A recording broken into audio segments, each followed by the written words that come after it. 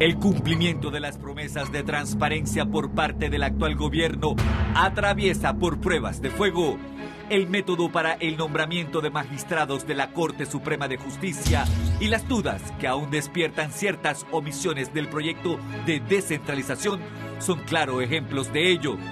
¿Se aprovechará la oportunidad para adecentar la más alta corporación de justicia? ¿Será la descentralización una nueva oportunidad de corrupción, como argumentan los críticos al proyecto aprobado? Hoy, en Radar debatimos ambos temas.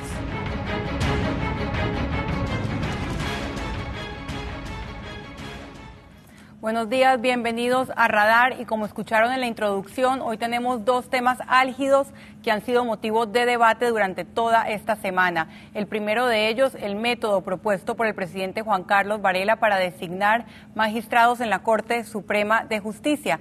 Y el segundo, el haber mantenido en el proyecto de descentralización aprobado el tema de los 2 salarios para funcionarios de gobiernos locales. Tengo un panel de lujo que me acompaña esta mañana de domingo, lo paso a presentar. Por este lado están el diputado Pedro Miguel González, diputado del PRD, también exdefensor del pueblo y miembro de Movin, Juan Antonio Tejada, el procurador de la Administración, Rigoberto González, y por aquí el ministro de la Presidencia, Álvaro Alemán, Adolfo Linares, el Fulo Linares, abogado, y el catedrático y activista de la sociedad civil, el profesor Miguel Antonio Bernal.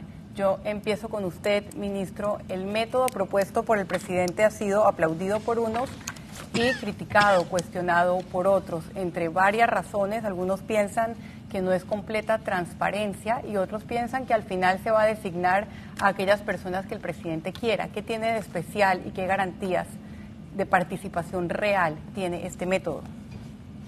Mire, el método lo que busca es que cuando se tenga una lista de finalistas, por así decirlo, una lista corta, el Pacto de Estado por la Justicia, otro organismo de la sociedad civil, gremios empresariales, sindicales, puedan hacer sus comentarios sobre las cualidades o las bondades o los defectos de los candidatos.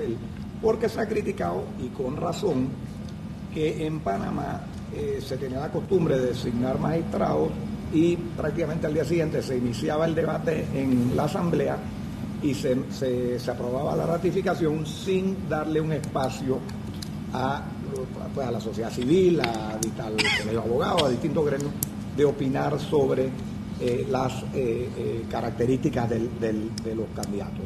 Al contrario de lo que sucede en países como por ejemplo Estados Unidos y otros, en donde los candidatos son sometidos a un escrutinio público antes de ser ratificados por el Congreso. Entonces, precisamente lo que se quiere es dar a conocer la lista ya la lista final, la lista corta, por llamarlo de alguna manera, de los candidatos, y que esos candidatos se sometan a un escrutinio público antes de ser designados por el Consejo de Gabinete y sometidas ya los nombres a la ratificación de la Asamblea Nacional.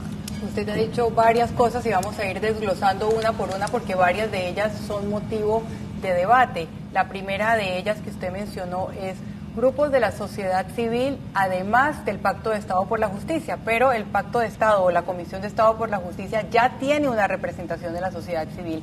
Ahí está la Procuraduría de la Administración también y es el encargado, el coordinador de la comisión. ¿Por qué esa diferencia y qué opina usted de que además de la Comisión de Estado por la Justicia hayan otros grupos de la sociedad civil? Bueno, yo en primer lugar tengo que reconocer que es un método novedoso, ¿sí?, para Panamá. Creo que es un tanto parecido a lo que hace unos años atrás se llevó a cabo en Argentina, ¿sí?, que hicieron la convocatoria, hicieron el listado de los que aspiraban a la Corte y eso le sometieron al escrutinio de la ciudadanía a todos, no se salvó nadie.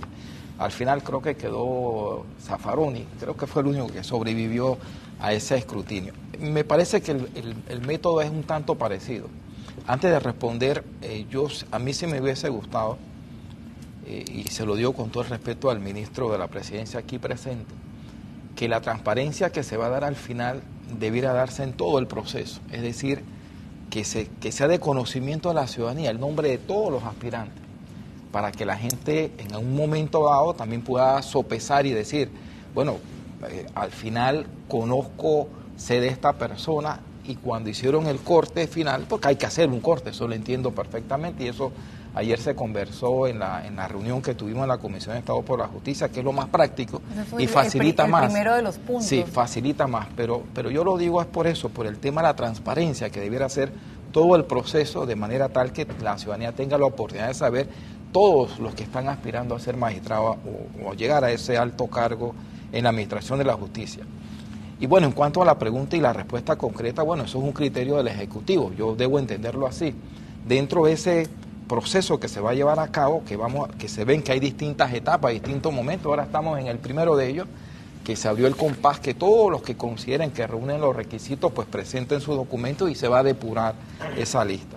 Y es cierto, en la Comisión de Estado por la Justicia está representado por una parte la Asamblea Nacional, la Defensoría del Pueblo, la Procuraduría General, la Corte Suprema de Justicia, en este caso el órgano judicial, mejor dicho, está el Comité Ecuménico, que ayer asistieron a la reunión, está Alianza Ciudadana Pro Justicia, que es el sector el aspecto de la sociedad civil, está el Colegio Nacional de Abogados, que en una forma u otra también representa la sociedad civil, lo único que en el gremio especializado de los abogados, y está el Ejecutivo, que en este caso ha estado asistiendo en principio el ministro y finalmente el que lo está representando, el licenciado Salvador Sánchez, y en el caso de la Procuraduría de la Administración, nosotros que somos el ente coordinador en todo el proceso que se lleva a cabo en la Comisión de Estado por la Justicia. Entonces ya ahí en la Comisión de Estado por la Justicia es cierto, están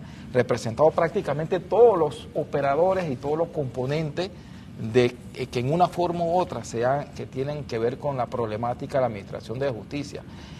Hemos estado recibiendo propuestas de otros sectores de la sociedad civil que tienen el interés de participar y formar parte de la comisión. Ese es un proceso aparte que se ha dilatado ahora hacia el tiempo para no confundir en el proceso que nos encontramos, pero también en su momento la comisión tendrá que tomar alguna decisión de otras peticiones y tomar alguna decisión de quiénes más pueden formar parte de la Comisión de Estado por Justicia, porque yo no creo que eso debe ser un grupo ya cerrado, sino que debe haber algún tipo de apertura, pero cumpliendo ciertos parámetros. Así que en una forma u otra, independientemente del criterio que tenga el Ejecutivo, y lo puedo entender, eso también se discutió ayer, porque ahí se decía, y eso es cierto, nadie puede limitarle al Ejecutivo, al señor presidente, que él consulte a otras instancias para hacer esto lo más transparente posible, independientemente que el papel importante que va a jugar la comisión es que va a someter a las preguntas correspondientes a los últimos aspirantes, y lo que se va a buscar en ese último tramo, que además de rendir un informe por parte de la comisión, hacerlo lo más amplio posible.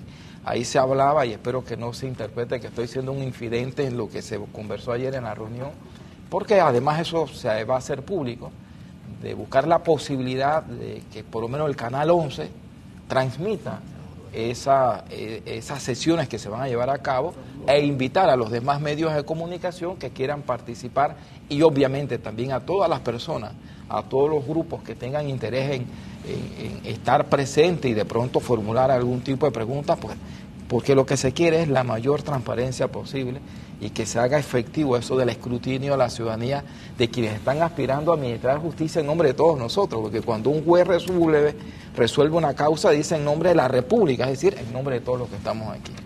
Bueno, Antonio Tejada, no hicimos mención de nombres específicos, pero hay sectores que se preguntan por qué, si está la Comisión de Estado por la Justicia, ¿por qué el Ejecutivo le da cabida a otros grupos, entre ellos Movin?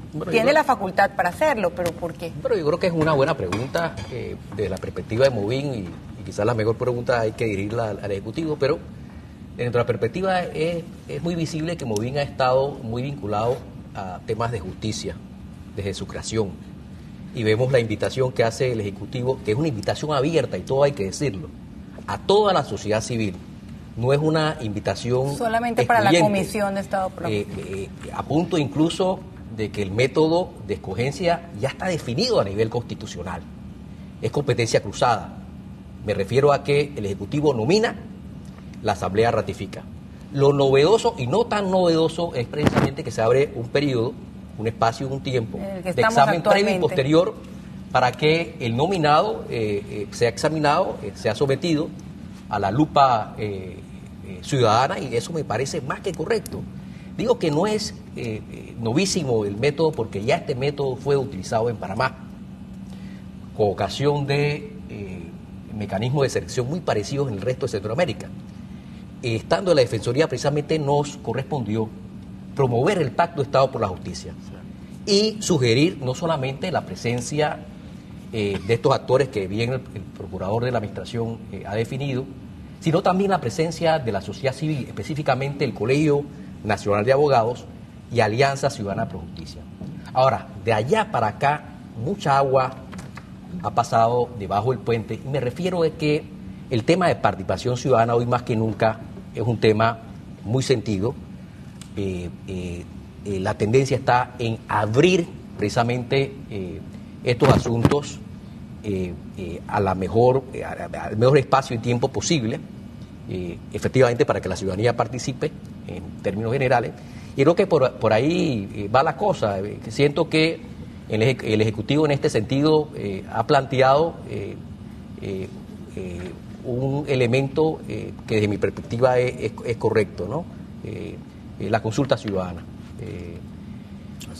Eso es algo, sí, perdón, y sí, ahora no olvidemos que esto es una primera etapa. Obviamente que la Asamblea, cuando esos nombramientos lleguen allá, tiene la misma oportunidad de invitar a todo el que quiera ir. Quisiera que la segunda etapa de escrutinio. Exactamente, y que ahí también se pueda. Y si me permite, yo definitivamente esto no puede ser tampoco una especie de concurso de feria. No, claro. Y cuando digo concurso de feria, me refiero con ¿Quién quiere ser magistrado? Me refiero con todo respeto a que esto no es un concurso de popularidad.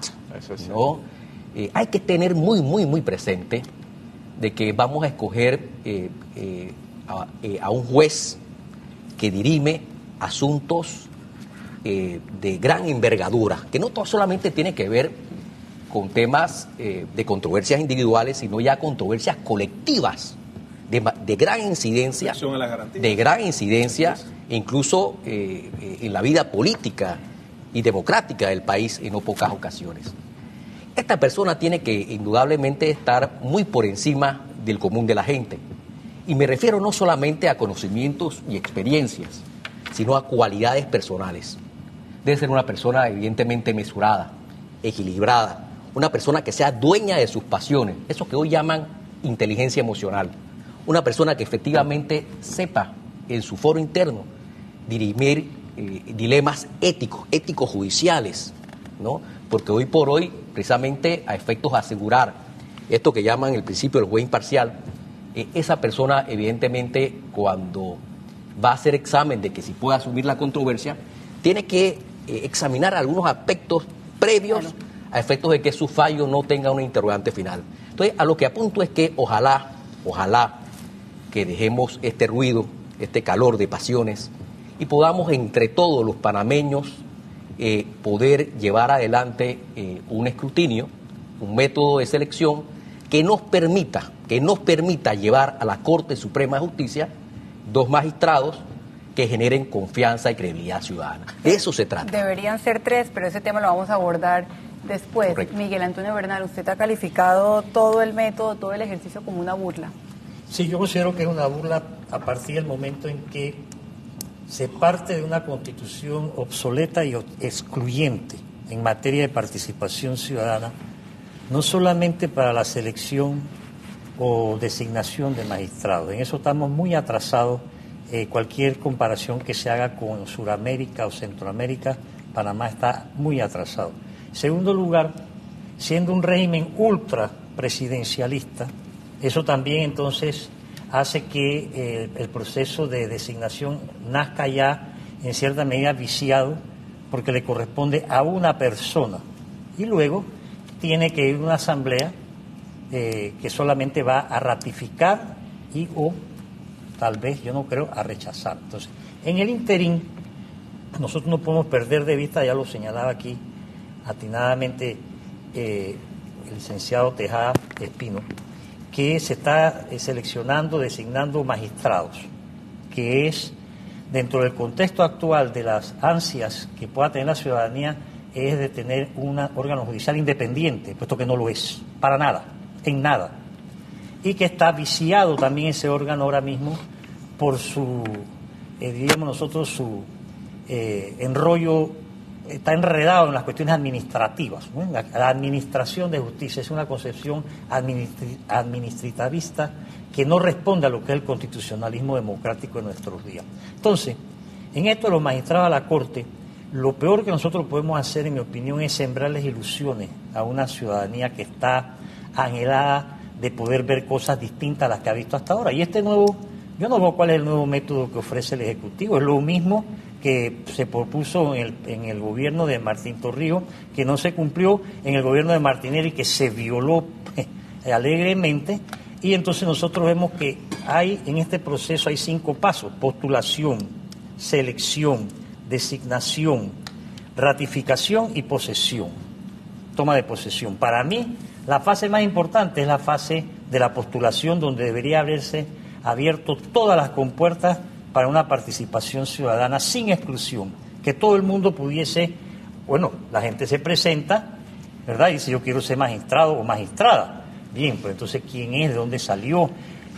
Para ser guardia de seguridad de una agencia privada le piden más ahora mismo que para ser magistrado de la Corte, o para ser policía, ¿no? Por ejemplo, aquí lo acaba de decir Tejada, si va a ser una persona que va a tener capacidad de poder enfrentar, ¿no?, los cantos de sirena de la coima, hay que hacer un examen psicológico, hay que hacer un examen de salud. No va a nombrar a alguien que se va a morir a los 3 meses porque tiene un cáncer y no ha dicho nada y quiere ser magistrado antes de morirse.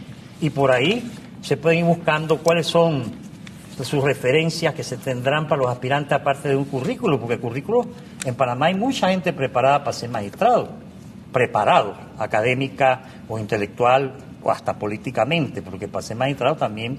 Entonces, pero yo creo que hay que ir pensando en ciertos requisitos de toda naturaleza. No debemos privarnos para que pueda pasar por el filtro de una opinión pública que tiene muchas cosas que preguntar, y eso se puede hacer perfectamente, ordenadamente, y en nada se atentaría contra esa camisa de fuerza que es el Ejecutivo, porque mucha gente dice: no, pero el de presidente deben dejarlo solo.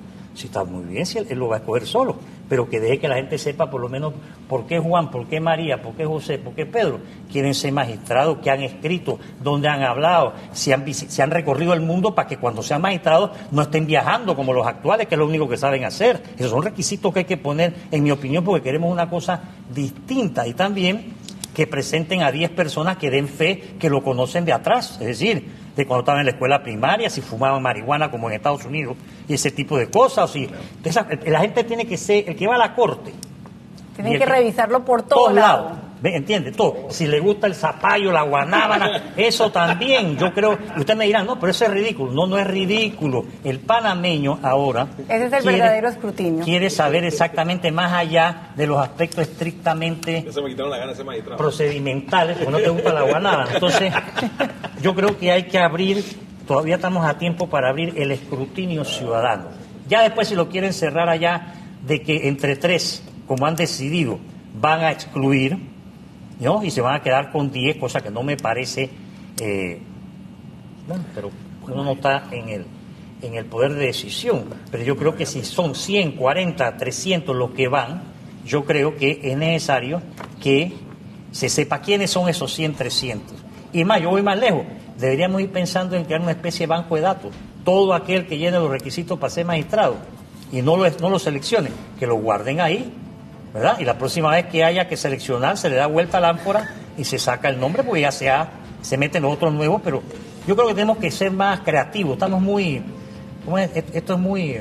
Entonces se van las discusiones de que si fulanito puede estar o no debe estar allí, que si invitan a Movín van a tener que invitar al Suntra, que si invitan al Suntra la CGTP, que si no, que si la CEUPA, entonces ya lo vuelven todo un enredo y perdemos la atención de lo principal. No hay que desviar la atención, y es el escrutinio, verdadero escrutinio ciudadano. Ministro, no sé si tomó nota de todos los cuestionamientos que hay al método. Usted quédese en Radar, seguimos hablando de este tema.